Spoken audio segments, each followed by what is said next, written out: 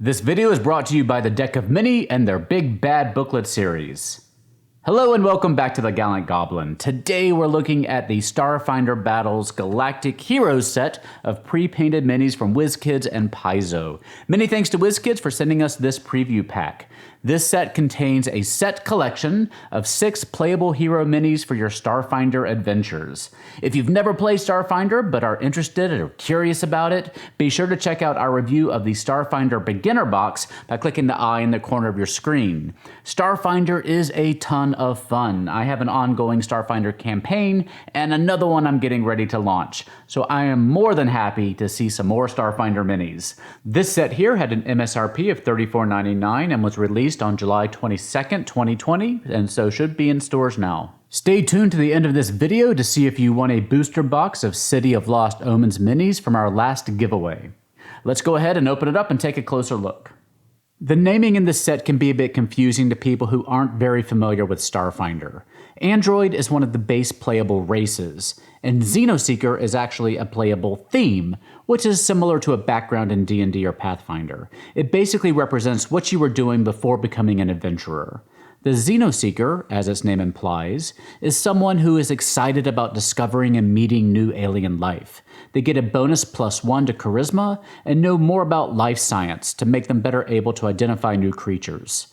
You're also able to use your culture skill to formulate a basic shared language to speak to aliens if you don't already share a language. You make a better impression on first contact encounters, and at 18th level, you can recover resolve points by discovering new plants and animals.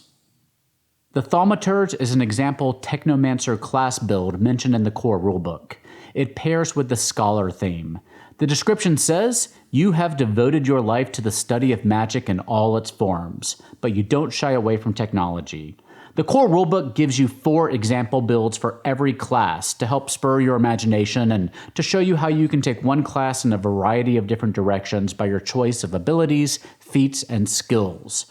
There's art for each of these builds as well, so if you're just starting out in Pathfinder, these options might be a great use to you to make sure you get off on the right foot. And maybe, just maybe, the art from these example builds will be used as the basis for future minis. So we have a couple of things going on here. Mercenary is a theme and Commando is an archetype. We're going to talk about archetypes in Starfinder in just a minute. Since we don't have many Starfinder minis at the moment, we're going to have to make the most use out of the minis we do have. Stay tuned to the end of this video to see a comparison of all the official Starfinder minis we have for each of the core races. This Lashunta mini can be used for most any character that makes use of heavy weaponry. As far as classes go, that would just be a soldier unless you gain additional proficiencies from feats, archetypes, or the like. Speaking of soldiers, the Soldier is a base class for Starfinder, and like your standard fighter class in D&D and Pathfinder, you can spec your soldier out to be a strong melee combatant or a ranged damage dealer. As a soldier, you can choose from various fighting styles that will define your character. Maybe you're a stealthy ambusher, adept at guerrilla warfare, or an arcane assailant, using magic to augment your attacks. Or an armor storm, using the armor that keeps you safe to also deal devastating damage to your foes. And those are just the options that start with the letter A. I told you Starfinder is a game with a lot of options. The Technomancer is another core class that really blends magic and technology. You have a full spell list to choose from. You begin the game knowing 4 cantrips and 2 first level spells of your choice. At each new level, you learn 1 or more new spells depending on a number of factors.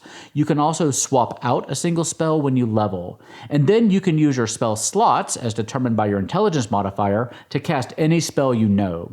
You can also store spells in your tech devices to give you more options. If you're looking for a pure caster in Starfinder, the Mystic may be more up your alley, but if you really want that cool sci-fi mix of tech and magic, the Technomancer may be your style.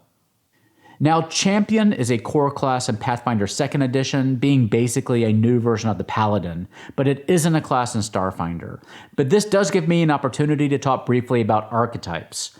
Archetypes let you further differentiate your character from others by swapping out some class-based abilities for new archetype ones as you level. One such archetype is the Divine Champion, which is basically a paladin. Just a few things a Divine Champion can do at various levels. First, you choose a deity to be the champion of. You get a bump to one of your saving throws. You can pronounce a creature as an enemy of your faith, and your weapons will ignore its damage and energy resistances with some restrictions. And you can gain some spell-like abilities. Archetypes just really blow the doors open on your character customization options. Since we don't have a lot of Starfinder minis at this point, we don't get to be too choosy on which ones we use for our player characters. Let's take a look at all of our official Starfinder options for each core playable race so far. These minis will draw from the Starfinder Battles line from WizKids, the original set of Starfinder minis from Ninja Division that we reviewed a while ago, and the new unpainted Starfinder minis from Archon Studios that we will be reviewing in full soon. Androids are complex technological creatures crafted to resemble humans. They do have souls and free will, and thus are recognized as a full sentient species according to Pact World's law, though some are still kept in illegal servitude. Humans are from the now vanished planet of Galarian and are one of several primary races in Starfinder lore who find themselves cut off from their original homes. For now, Absalom Station is considered the center of human civilization. The Kasatha are a mystical and mysterious race who also find themselves forever separated from their homeworld, which they fled as their home star began to die out. They now consider their enormous ark of a spaceship, the Idari, which is parked in orbit in the Pact World system, as their home.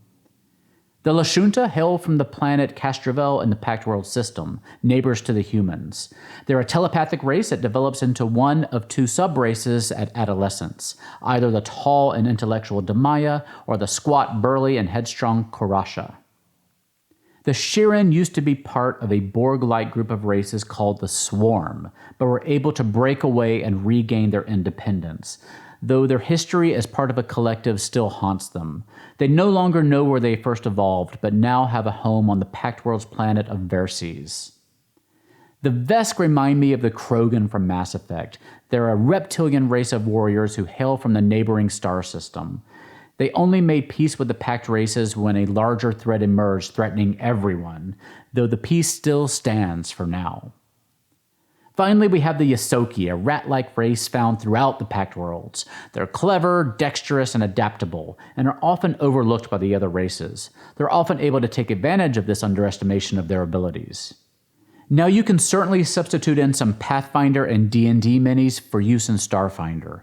A human mystic slinging spells might not look much different from a D&D or Pathfinder sorcerer.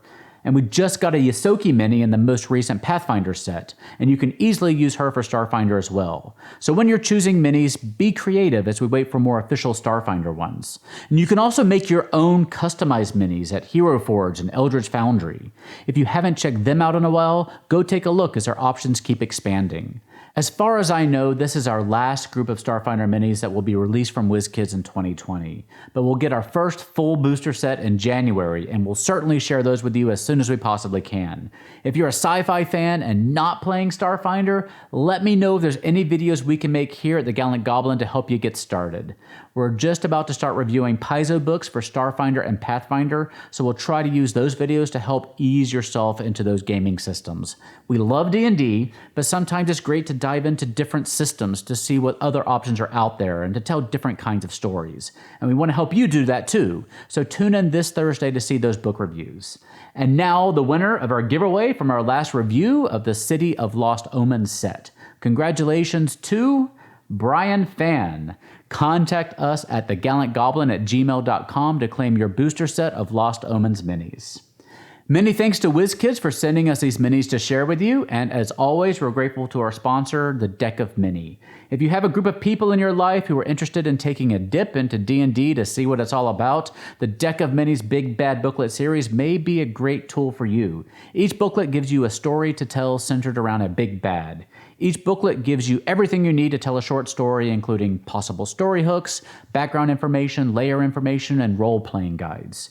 You also get new enemies with their own stat blocks. You can drop these into your ongoing campaigns, or, as I was saying, use them as one-shots to show your friends and family what tabletop role-playing is all about. One of my coworkers begged me to let her join my game after she saw D&D being played on The Big Bang Theory, so you never know when you might have someone in your life who's really eager to play. This month, come meet King Bllrk, a sentient gelatinous cube with a taste for the finer things in life, and an army of chef goons at his disposal. King Bllrk, he'll make you an offer you can't refuse. Learn more and subscribe today at bigbadbooklet.com. Thank you for watching today. Let me know your thoughts on this set and Starfinder in general down in the comments section below. If you enjoyed the video, please leave us a thumbs up so other people will see our videos when they look for Starfinder and mini information on YouTube. Subscribe to see our future videos and hit the bell if you'd like to get a notification when we release a new video. Thank you for watching, please stay safe, and I'll see you next time at the Gallant Goblin.